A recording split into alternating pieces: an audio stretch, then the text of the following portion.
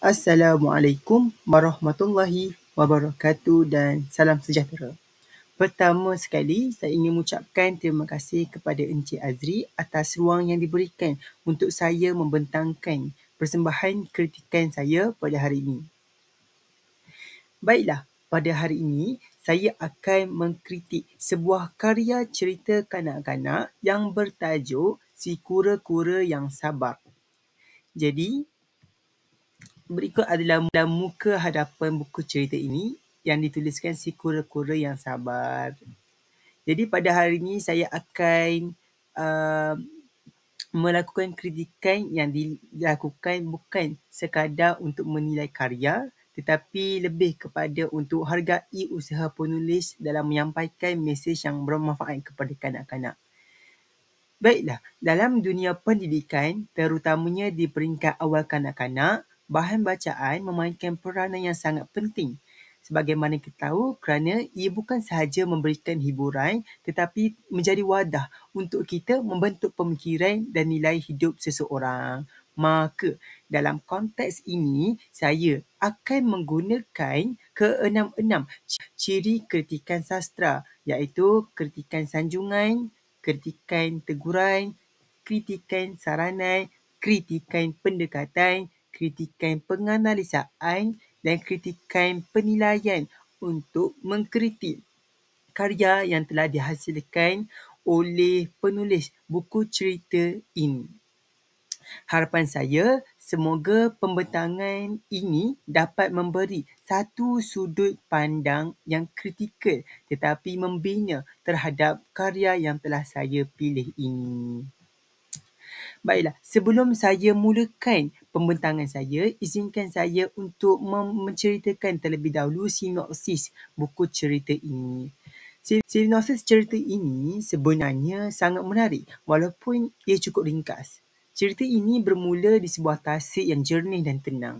Simbol kepada watak utama kita, Toto, seekor kura-kura yang sabar dan perlahan. Toto tidak seperti rakan-rakannya, iaitu Milo si arnab yang laju dan Cici si burung yang kecekap. Jadi, Toto sering memerhatikan rakan-rakannya bergerak pantas dan dalam hatinya dia mengimpikan kelajuan itu sebenarnya. Namun, dia tidak berputus asa. Malah menyimpan harapan untuk membuktikan bahawa kesabaran juga satu kekuatan. Puncak cerita ini berlaku apabila haiwan-haiwan lain mengadakan satu perlumbaan. Milo, si arnab merendahkan kemampuan Toto dengan berkata, "Adakah kamu yakin mahu menyertai perlumbaan ini?" Ini menjadi satu titik cabaran dan penghinaan buat Toto. Ketika perlumbaan bermula, Milo berlari pantas dan meninggalkan Toto jauh di belakang. Tapi kerana terlalu yakin, Milo mengambil keputusan untuk berehat di bawah pokok. Jadi di sinilah kekuatan karakter Toto terselah, di mana dia terus bergerak walaupun letih dan perlahan. Dia tidak berhenti dan akhirnya dengan penuh kesabaran, dia telah berjaya untuk melepasi garisan penamat terlebih dahulu. Bagi bahagian penutup cerita ini pula, ada menekankan pengajaran utama iaitu kejayaan tidak semestinya milik mereka yang laju tetapi milik mereka yang terus berusaha dan sabar dalam menghadapi cabaran. Bagi saya, sinopsis cerita ini membawa kepada nilai teladan yang sangat sesuai untuk kanak-kanak bahkan menjadi kita punya suri teladan sebagai seorang remaja dan dewasa. Selesai untuk sinopsis, saya akan mulakan kritikan saya daripada aspek sanjungan terlebih dahulu. Baiklah, dari aspek sanjungan, karya ini wajar diberikan pujian atas beberapa perkara utama. Pertama sekali, tema cerita ini yang sangat kuat iaitu kesabaran dan usaha berterusan. Jadi, tema ini bukan sahaja sesuai untuk kanak-kanak, bahkan ia sangat relevan dengan realiti kehidupan masyarakat pada masa kini yang sering terkejar-kejar dengan kejayaan segera. Kedua, sanjungan yang ingin saya sampaikan adalah kepada pembinaan watak Toto, si kura-kura yang nampak bersahaja tapi sebenarnya amat bermakna buat kita semua. Kita dapat lihat walaupun dia perlahan, dia tidak pernah merungut atau membalas sindiran Milo. Ini sebenarnya menunjukkan kepribadian diri seseorang yang tenang, matang dan sabar. Kita juga dapat lihat watak Milo yang kompleks, iaitu pada awalnya sombong tetapi akhirnya insaf. Inilah yang menunjukkan bahawa cerita ini menyampaikan mesej sesuatu perubahan dan keinsafan, iaitu satu nilai murni yang cukup baik untuk difahami oleh kanak-kanak pada masa kini. Tambahan pula dengan latar tempat seperti tasik dan hutan yang membantu membina suasana yang cukup sesuai untuk cerita kanak-kanak. Kita dapat lihat dalam buku cerita ini penggunaan gambar tasik yang jernih melambangkan hati Toto yang bersih, manakala hutan yang menjadi medan ujian yang mencabar. Jadi, bahasa yang digunakan juga dalam buku cerita ini cukup ringkas tetapi amat bermakna. Kita dapat lihat tiada penggunaan perkataan-perkataan yang sukar difahami oleh kanak-kanak. Ia cukup memudahkan pemahaman dan membantu kanak-kanak untuk menjiwai mesej yang ingin disampaikan dalam buku cerita yang telah ditulis oleh penulis.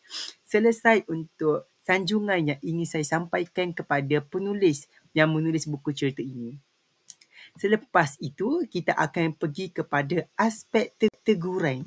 Jadi, walaupun cerita ini mengandungi banyak nilai murni, tetapi ada juga beberapa kekurangan yang wajar ditegur secara membina. Antara teguran yang saya ingin sampaikan ialah seperti watak cici si burung yang ada dalam buku ni disebut tetapi tidak memainkan peranan penting. Dalam sebuah cerita yang ringkas, sepatutnya setiap watak perlu dimanfaatkan dengan sebaiknya. Jadi sepatutnya penulis perlu memasukkan watak tambahan dialog-dialog tambahan untuk Cici yang dapat membantu lagi membina konflik atau menjadi penyokong kepada watak utama. Seterusnya ialah teguran terhadap plot cerita buku cerita ini yang kelihatan terlalu ideal dan tidak mencabar emosi pembaca. Jadi, kita dapat lihat di sini Toto tidak menerima ataupun menunjukkan tanda-tanda ingin mengalah atau kecewa. Jadi, kalau selepas ini penulis ingin menambah satu babak di mana Toto hampir mengalah tetapi bangkit semula, ia mungkin akan berikan impak yang lebih kuat selepas ini. Jadi selepas ini mungkin penulis bolehlah tambahkan emosi kepada Toto agar pembaca merasakan juga emosi tersebut. Baiklah, yang ketiga ialah tempo cerita ini yang sedikit pantas, terutamanya selepas klimaks. Jadi di bahagian kemenangan Toto, kita dapat lihat ia hanya dihuraikan dalam satu perenggan sahaja, seolah-olah cerita terus tamat selepas garisan penamat dilintasi. Jadi mungkin hal ini boleh diperbaiki dengan sedikit naratif tambahan tentang reaksi Milo ketika itu ke reaksi haiwan-haiwan lain ataupun mungkin reaksi Toto sendiri. Jadi penulis buku cerita ini mungkin boleh ambil iktibar dalam berdasarkan teguran yang saya sampaikan. Baiklah, kita juga tidak nampak pun sebenarnya pertumbuhan watak yang cukup jelas. Contohnya, bagaimana Milo berubah selepas kekalahan? Kita tak dapat lihat pun semua aspek-aspek itu. Kita tidak tahu adakah Milo benar-benar insaf ataupun hanya terkejut. Jadi, ini semua aspek-aspek yang perlu diperkembangkan lagi penulis untuk menghasilkan buku cerita yang lebih lengkap selepas ini. Baiklah, selepas saya sampaikan teguran, antara banyak saranan-saranan yang ingin saya sampaikan kepada penulis. Jadi, berdasarkan kelemahan yang dibincangkan tadi, saya ingin memberikanlah beberapa saranan yang bersifat membina kepada penulis agar penulis selepas ini dapat hasilkan buku cerita yang lebih menarik serta lengkap. Pertama, saranan saya ialah watak Cici boleh dijadikan penyokong utama kepada Toto. Mungkin dalam buku cerita, dalam penambahan selepas ini, Cici boleh menjadi watak yang memberi semangat kepada Toto semasa dia hampir putus asa. Dengan penambahan ini, kita dapat memberi peluang kepada pembaca untuk menilai sokongan rakan dalam menghadapi cabaran. Kedua, antara saranan saya ialah mungkin selepas ini penulis boleh tambahkan unsur konflik emosi. Contohlah kan, bayangkan jika Toto semasa perlumbaan tersandung dan hampir mengira kalah. Mungkin time tu penulis boleh tambahkan lagi dialog seperti Toto yang teringat kata-kata ibunya seperti kura-kura tak perlu pantas untuk menang, cukup kau tak berhenti. Seperti itu sebagai apa? Supaya ia dapat memberikan impak emosi kepada para pembaca selepas membaca dialog tersebut. Dan yang ketiga ialah mungkin pengakhiran cerita ini boleh diperkembangkan lagi dengan memasukkan elemen-elemen dialog di mana watak Milo meminta maaf dan mengakui kelemahannya. Penulis juga boleh tambah lagi watak di mana haiwan-haiwan meraihkan kemenangan Toto dan menjadikan Toto sebagai inspirasi kepada haiwan lain. Jadi penambahan-penambahan ini amat baiklah untuk diperkembangkan. Sebab apa? Sebab kita nak melahirkan satu cerita yang lebih lengkap selepas ini dan memberikan kepuasan hati dan emosi kepada para pembaca. Jadi dengan saranan saya ini, cerita yang sedia lebih baik ini mungkin akan menjadi lebih berkesan selepas ini. Kerana apa? Kerana ia akan lebih menyentuh emosi dan lebih seimbang dari segi pembangunan watak ni. Baiklah. Seterusnya, kita pergi kepada aspek apa? Aspek pendekatan. Jadi, dari segi pendekatan sastra, cerita ini menggunakan beberapa pendekatan penting yang saya akan kupas satu demi satu. Pertama sekali ialah pendekatan moral atau didaktik. Jadi, dalam penulisan dalam buku cerita ini, penulis dengan jelas telah menekankan nilai moral seperti kesabaran, ketekunan, keyakinan diri secara langsung. Nilai-nilai ini penting untuk kanak-kanak sebagai apa? Sebagai persediaan membentuk kepribadian mulia sejak awal usia lagi. Jadi pendekatan yang telah digunakan oleh penulis amatlah bagus. Kerana apa? Kerana pendekatan ini dia secara langsung. Budak-budak lepas baca terus akan dapat impak positif tu. Contohnya kan, dialog terakhir Toto yang kita dapat lihat, saya belajar hari ini bahawa kesabaran dan usaha lebih penting daripada kelajuan. Jadi inilah yang dikatakan sebagai pendekatan atau mesej moral yang disampaikan secara jelas dan tidak berselindung. Selain itu, cerita ini juga menggunakan pendekatan alegori haiwan. Maksudnya apa alegori haiwan ni? Maksudnya watak-watak haiwan ni digunakan bukan sahaja untuk hiasan cerita tapi untuk mewakili sifat manusia sebenar.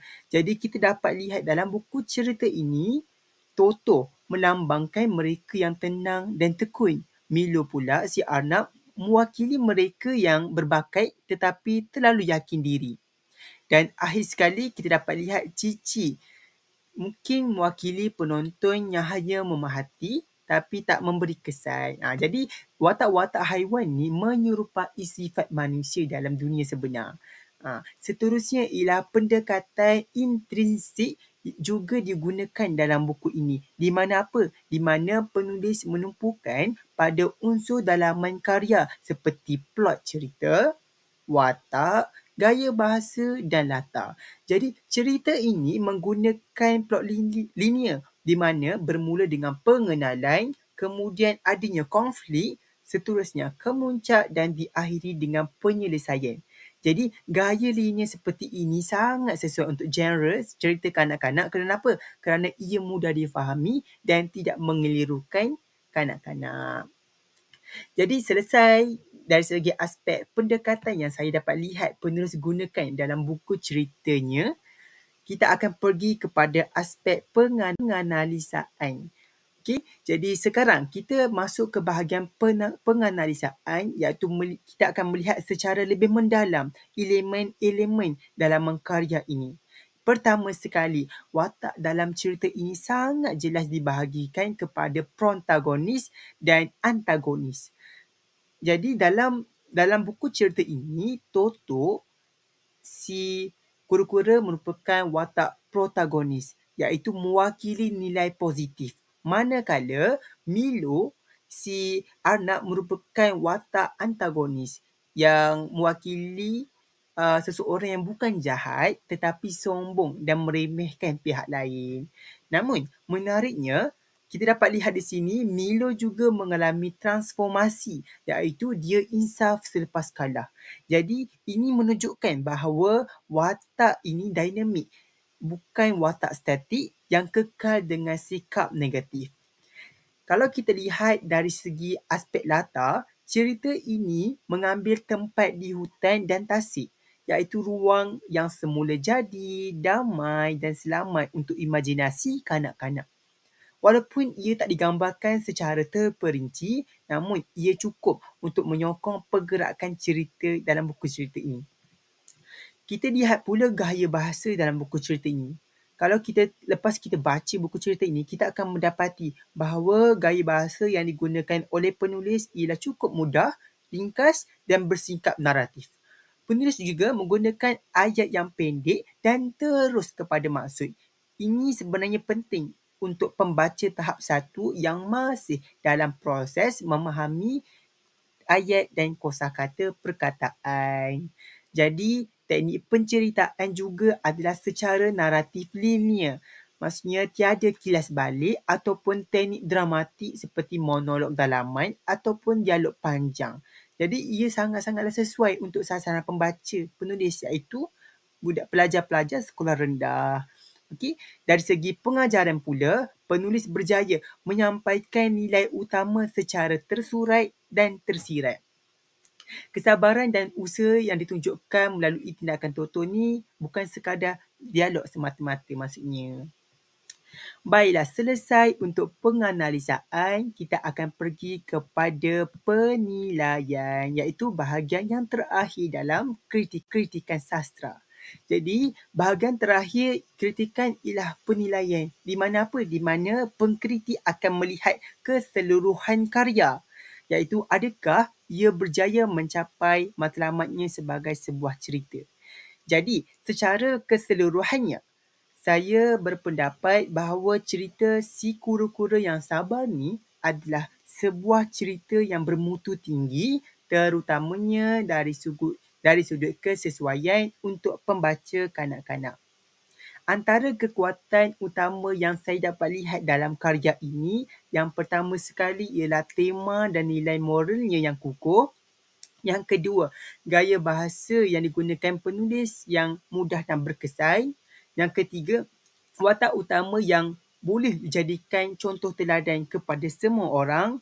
Dan yang terakhir sekali, plot yang tersusun kemas dan senang diikuti. Namun, ada juga beberapa kekurangan kecil yang masih ada, seperti yang telah saya sebutkan dalam bahagian teguran sebentar tadi. Kekurangan ini tidak pun sebenarnya mencacatkan keseluruhan cerita, tetapi mungkin selepas ini penulis boleh perbaiki lagi sekiranya penulis ni ingin menghasilkan versi cerita yang lebih panjang ataupun lebih kompleks. Dari perspektif pendidikan pula, saya yakin cerita ini boleh dijadikan bahan pengajaran dan pembelajaran di bilik darjah, terutamanya dalam mata pelajaran bahasa Melayu ataupun pendidikan moral. Buku cerita yang telah dihasilkan oleh penulis ni sebenarnya boleh dijadikan sebahagian daripada bahan cerita kanak-kanak.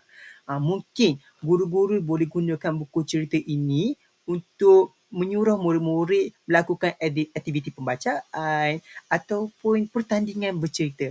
Mungkin. Jadi buku ni sangat baguslah digunakan di dalam bidang pendidikan di Malaysia kita. Okey, jadi secara keseluruhannya, saya memberikan markah 8.5 daripada 10 kepada cerita ini berdasarkan kekuatan mesej, kesesuaian bahasa dan impak kepada pembaca sasaran. Baiklah, sebagai penutup, saya ingin merumuskan semula bahawa cerita Si Kura-Kura yang Sabar adalah contoh cerita kanak-kanak yang cukup baik kerana ia bukan sahaja menghiburkan tetapi juga dapat mendidik para pelajar. Dalam dunia moden yang serba pantas ni, cerita seperti inilah yang mengingatkan kita bahawa usaha dan kesabaran tetap relevan dan penting. Walaupun dalam dunia yang semakin menilai kejayaan berdasarkan kelajuan dan pencapaian yang segera.